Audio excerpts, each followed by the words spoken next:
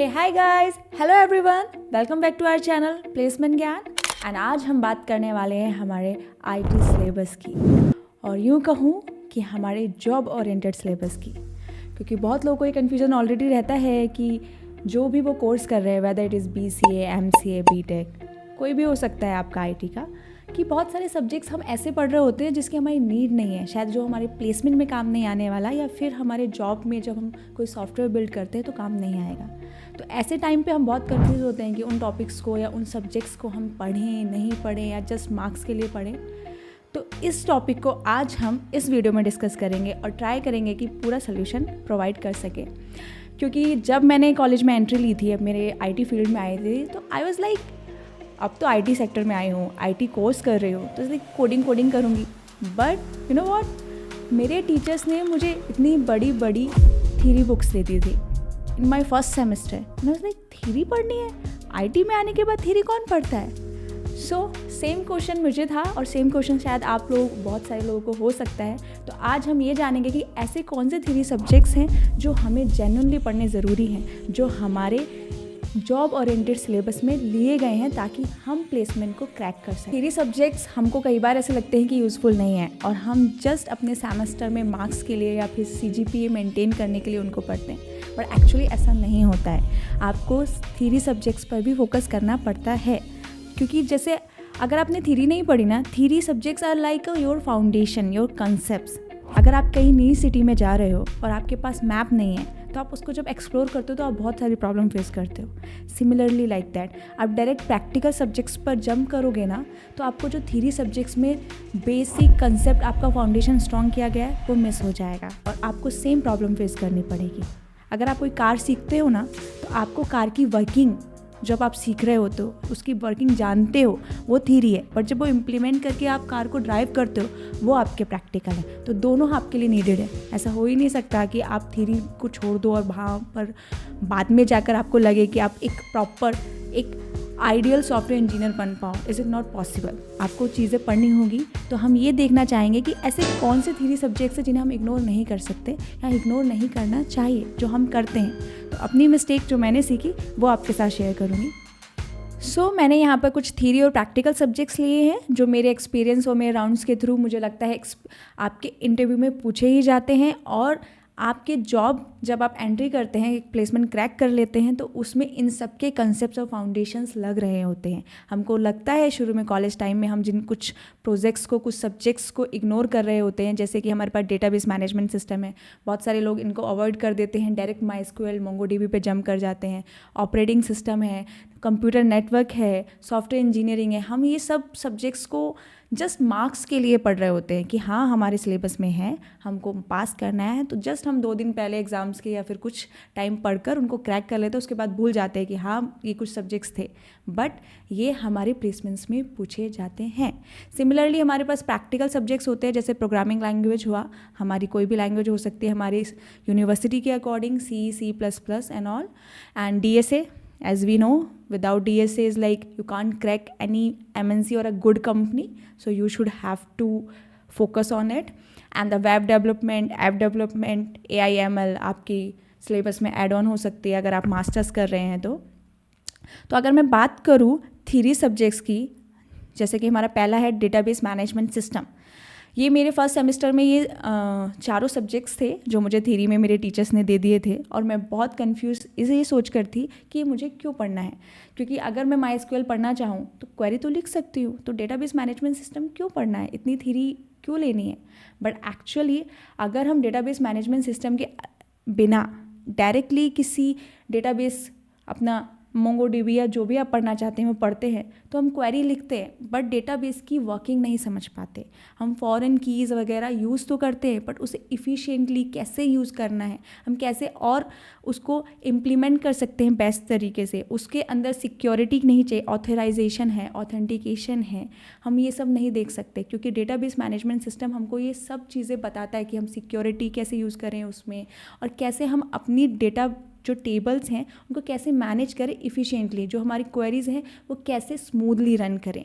तो database management system एक ऐसा सब्जेक्ट है जो थ्योरी बेस तो है, बट कंसेप्चुअल नॉलेज है। अगर आप इसके बिना डायरेक्ट उस पर स्विच करोगे तो आपको बहुत प्रॉब्लम होने वाली है। स्पेशली इंटरव्यू राउंड में इंटरव्यूअर आपसे पूछता ही है, तो आप इसे स्किप करने के बाद भी जब आप इंटरव्यू में बैठेंगे तो आप इसको दोबारा पढ़ रहे होंगे। The second is the operating system. कई लोग ऑपरेटिंग सिस्टम को भी बहुत ही हल्के में लेते हैं। जस्ट हम सोचते हैं कि अगर इसको नॉर्मली पढ़कर ही हो रहा है तो क्यों कंसेप्चुअली सीखने की कोशिश करें। बट एक्चुअल में हमारे हार्डवेयर और सॉफ्टवेयर के बीच का ये ब्रिज है। अगर हम इसका कंसेप्ट ही नहीं सीखेंगे तो हमें लास्ट में जो प्रोसेस मैनेजमेंट, जो हमारी मेमोरी मैनेजमेंट के कंसेप्ट्स हैं वो ढीले रह जाएंगे। हम जब सॉफ्टवेयर बना रहे होंगे तो उसमें हमारी मेमोरी को कैसे मैनेज करेंगे, हम कैसे हम अपने सॉफ्टवेयर को और इफ़ेक्टिव बना सकते हैं, कैसे ऑप्टिमाइज़ कर सकते हैं हमारी प्रोसेसेस को, वो सब हम यहाँ पर ऑपरेटिंग सिस्टम में सीखते हैं। यहाँ न्यूमेरिकल के थ्रूज बहुत सारे इंटरेस्टिंग चीज़ें होती हैं, इसमें न्यूमेरिकल्स होते हैं जिसके थ्रू हम सीख पाते हैं कि हमारी मेमोरी कैसे मैनेज हो रही है, हमारी प्रोसेस कैसे मैनेज हो रही है। तो ऑपरेटिंग सिस्टम के कंसेप्ट्स को हमें फोकस करना चाहिए। हमें जस्ट फॉर द मार्क्स या जस्ट फॉर कि हमारे सिलेबस में हमें लेकर नहीं चलना है, क्योंकि ये इंटरव्यू में पूछने वाले टॉपिक्स आते हैं इससे। The third one is computer network. Actual में this is my favourite one, it was my favourite one from the first semester. Actual में ये बहुत इंटरेस्टिंग है। अगर आप खुद से सोचो कि जो हमारे डेटा के पैकेट्स हैं वो कैसे ट्रांसफ़र होते हैं, हम कैसे प्रोटोकॉल्स यूज़ कर रहे हैं, हम वीडियो कॉल कर रहे हैं इतने स्मूथली, हमारे TCP, IP या HTTP प्रोटोकॉल्स यूज़ हो रहे हैं। अगर हम उसको जानने की कोशिश कर रहे होते हैं ना तो वो बहुत इंटरेस्टिंग लगता है। अगर आप स्पेशली नए पढ़ रहे होते हैं, लाइक वेरी इंटरेस्टिंग। बट हम लोग एट द एंड एग्ज़ाम के लिए सोचते हैं, बहुत लोग इसे इग्नोर इसलिए करते हैं कि शायद उनको थ्योरी नहीं पढ़नी होती और वो डायरेक्ट सॉफ्टवेयर बनाने के लिए लैंग्वेज पे जंप कर जाते हैं। बट ये बहुत इंपॉर्टेंट और इंटरेस्टिंग सब्जेक्ट है। कंप्यूटर नेटवर्किंग में भी प्रोजेक्ट्स बनाए जाते हैं और वो बहुत अलग और यूनिक हो सकते हैं। तो हम आगे आइडिया इस पर भी बात करेंगे कि हम किस टाइप के प्रोजेक्ट्स और बना सकते हैं। तो आई डोंट थिंक सो कि आपको ये मिस करना चाहिए। और then the fourth one is software engineering. मैं इस पर और स्पेशल बात करना चाहूँगी क्योंकि सॉफ्टवेयर इंजीनियरिंग एक ऐसा सब्जेक्ट है जो मोस्टली इंटरव्यू में भी कम पूछा जाता है। तो मोस्टली बॉयज़ मैंने देखा है, क्योंकि ये डायग्राम्स बेस्ड होता है तो गर्ल्स को थोड़ा इंटरेस्टिंग लगता है, बट बॉयज़ इसको कम्प्लीटली इग्नोर करने का ट्राई करते हैं। बट जेन्युइन मैंने जब कंपनी में एंट्री की तो मुझे इन चारों में सबसे ज़्यादा इंपॉर्टेंट सॉफ्टवेयर इंजीनियरिंग को यूज़ करना पड़ा। पूरी जो बड़ी और अच्छी कंपनीज़ होती हैं वो सब सॉफ्टवेयर इंजीनियरिंग पे चल रही होती है। इसकी जो साइकिल होती है, जो स्क्रम है, जो ये रूल्स हम अजाइल पढ़ रहे होते हैं इसके अंदर 12, वहाँ पर अप्लाई होते हैं, वहाँ इम्प्लीमेंट होते हैं। सारी MNC इस पर बेस्ड है। अगर आप सोचें कि एक प्रोजेक्ट बना रहे हैं तो उसके जो भी डायग्राम्स रहेंगे वो सब हम इसके अंदर सीखते हैं। क्या होता है कि कॉलेज में जब हम प्रोजेक्ट बनाते हैं तो उसके डायग्राम्स हम GPT से ले लेते हैं, या फिर हम अपने एग्ज़ाम क्रैक करने के लिए GPT का यूज़ करते हैं, क्योंकि वो जो डायग्राम्स होते हैं वो इतने बड़े नहीं होते और ना ही इतने हार्ड जाते। बट अगर हम किसी कंपनी में गए हैं और हम किसी प्रोडक्ट बेस्ड कंपनी में प्रोजेक्ट बना रहे हैं तो वहाँ हमारा मैनेजर हमसे एक्सपेक्ट करते हैं कि ये हमको इसके डायग्राम्स देने, और तब हमें समझ आता है कि वो कंसेप्ट स्ट्रॉन्ग बनाने क्यों ज़रूरी है। अदरवाइज़ हम बहुत प्रॉब्लम फेस करते हैं। तो सॉफ्टवेयर इंजीनियरिंग को मुझे नहीं लगता आप लोग को हल्के में लेना चाहिए। अदरवाइज़ आफ्टर कंपनी ज्वाइनिंग के बाद भी आप पढ़ रहे होंगे सब्जेक्ट्स के लिए, समझने के लिए, कंसेप्ट्स के लिए। And then these are the practical subjects. इस पर हम प्रॉपर अलग आगे बात कर रहे होंगे, क्योंकि एक ही वीडियो में इन सब के बारे में बताना पॉसिबल नहीं है। मेरा मेन पॉइंट यूट्यूब चैनल का प्रैक्टिकल नॉलेज के लिए हम ज़्यादा से ज़्यादा प्रोजेक्ट्स बनाने पर फोकस करेंगे ताकि हम प्रैक्टिस के साथ और अच्छे कोडर बन पाएँ। बट मैंने इस वीडियो में थ्योरी वाले टॉपिक्स पर या थ्योरी वाले सब्जेक्ट्स को फोकस इसीलिए किया है कि अगर आप अपने कॉलेज लाइफ में अभी आए हैं तो आप इन सब्जेक्ट्स को इग्नोर ना करें या फिर जस्ट मार्क्स के लिए ना पढ़ें। ये आपके इंटरव्यू राउंड्स में पूछे भी जाएंगे और इनका यूज़ आपकी लाइफ में आने वाली जॉब्स में यूज़ किया जाएगा। तो ऐसा मत सोचिए कि जस्ट थ्योरी है या फिर किसी के कहने पे कि इसका हमारा प्रोजेक्ट्स में काम नहीं आने वाला तो हम इसे इग्नोर करें। अगर मैं प्रैक्टिकल सब्जेक्ट्स की बात करूँ तो प्रोग्रामिंग लैंग्वेज वो depend on your university. Otherwise हम बेसिकली मुझे लगता है C you should know about at least. हम इससे शुरू करने वाले हैं क्योंकि C एक बेसिक्स है, उसके बाद हम OOPS रहे हैं जिसमें हम जावा और C++ यूज़ करने वाले हैं। तो प्रोग्रामिंग लैंग्वेज हम सीखेंगे आगे। डेटा स्ट्रक्चर एंड एल्गोरिदम्स हम इस पर भी बात कर रहे होंगे। दैन वेब डेवलपमेंट में और भी स्टैक्स हैं जो आजकल बहुत ज़्यादा यूज़फुल हो रहे हैं, बहुत ज़्यादा यूज़ किए जा रहे हैं, लाइक मर्न एंड मीन। बट मेरे अकॉर्डिंग अगर आपने अपना बेसिक एंड फाउंडेशन स्ट्रॉन्ग किया है तो आप एडवांस पे आराम से जा सकते हैं। आप डायरेक्ट एडवांस पे जंप करते हो तो वो टाइम कंज्यूमिंग होता है और आपको बहुत फ्रस्ट्रेटिंग लगेगा, क्योंकि आपकी बेसिक ही क्लियर नहीं है। आप डायरेक्ट जंप करे हो बड़ी एडवांस टेक्नोलॉजी पे, तो आप प्रोजेक्ट्स तो बना रहे होंगे बट स्मूथली आपको इंटरेस्ट नहीं आएगा और मे बी आपको कोडिंग टफ लगे। इसलिए हम स्टार्ट करेंगे कि हमारा मेन पॉइंट ही है कि हम आईडी को सिंपल और फन बनाएं। तो हम HTML से शुरू कर रहे होंगे ताकि हमारे कंसेप्ट बेसिक से स्ट्रॉन्ग बनकर चले, हमारे रूट्स मजबूत होने चाहिए। तो ऐप डेवलपमेंट इसमें फ्लटर है, रिएक्ट नेटिव है, ये भी हमारे कॉलेजेस लाइफ में कॉलेज जर्नी में पढ़ाए जा रहे होते हैं, हमारे सेमेस्टर वाइज डिपेंड होता है। AIML है, साइबर सिक्योरिटी है, इसमें क्रिप्टोग्राफी वगैरह, इसमें भी हमारी AIML वगैरह पढ़ाई जाती है। तो ये सब हम अपने सेमेस्टर के अकॉर्डिंग कवर कर रहे होंगे। प्रैक्टिकल सब्जेक्ट्स मोस्टली जब हम IT में एंट्री करते हैं तो इनडायरेक्टली हमको करने ही पड़ते हैं जब हम प्रोजेक्ट्स बनाते हैं, बट बहुत बार हम थ्योरी को इग्नोर कर देते हैं। But theory is like your map, as I say, it is like your blueprint. If you are making any house, तो आप blueprint के बिना आप कैसे घर बनाओगे?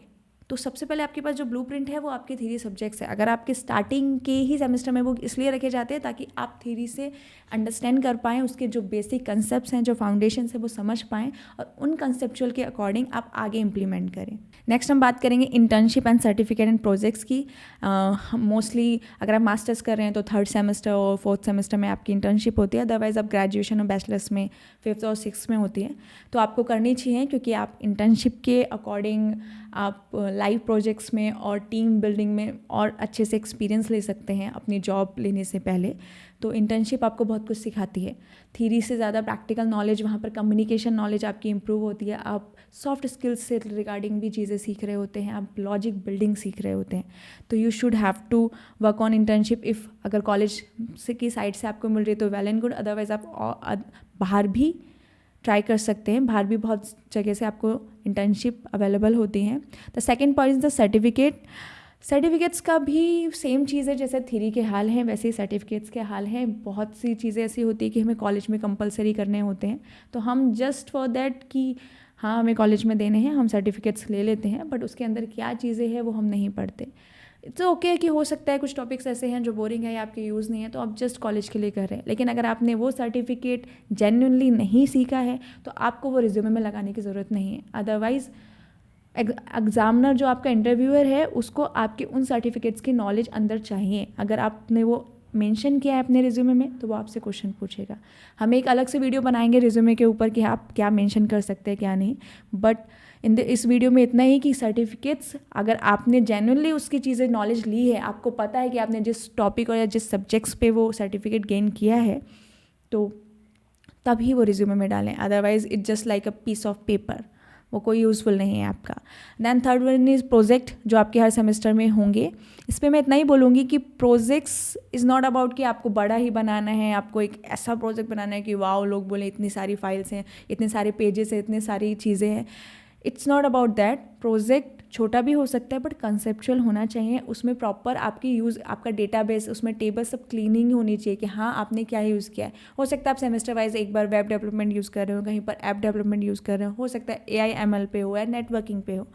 जो भी आप प्रोजेक्ट बना रहे हैं, जिस पर भी वेज बना रहे हैं अपने कॉलेज की रिक्वायरमेंट के अकॉर्डिंग, उसको समझ कर बनाने का ट्राई करें। डोंट बी लाइक कि जस्ट GPT हम यूज़ करते हैं, जो कि सब करते हैं। इट्स नॉट लाइक कि मैंने कभी नहीं किया होगा, मैंने भी किया है। जो चीज़ें की हैं उसी को मैं आपके साथ शेयर कर रही हूँ ताकि आप उन चीज़ों से बचकर और अपनी नॉलेज बढ़ा सकते हैं। हमें उस टाइम ये चीज़ लग रही होती है कि क्या ही नीडेड है, बट एट द एंड हम समझ पाते हैं कि जिसने हमसे छोटा प्रोजेक्ट बट समझ के बनाया था उसकी नॉलेज हमसे कहीं ना कहीं आगे चली जाती है। तो ये चीज़ आपके लिए इसीलिए बताई गई है कि आप अगर कोई प्रोजेक्ट बना रहे हैं तो उसके सारे कंसेप्ट, उसकी वर्किंग, आपने क्यों यूज़ किया, उसे कैसे ऑप्टिमाइज़ कर सकते हैं, वो सब सीख कर बनाएं। अपने मेंटर के साथ आप डिस्कस करके बना सकते हैं।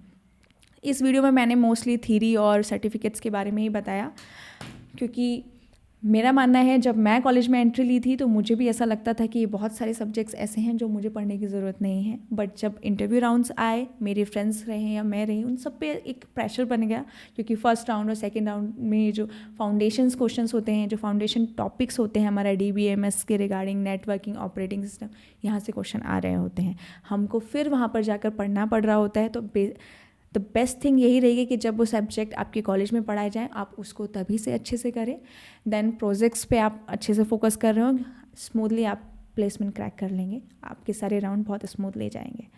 सो आज के लिए इतना ही, मिलते हैं नेक्स्ट वीडियो में नेक्स्ट क्वेश्चन और नेक्स्ट डाउट के साथ। So till then stay focus, stay consistent, success will follow you. Bye bye.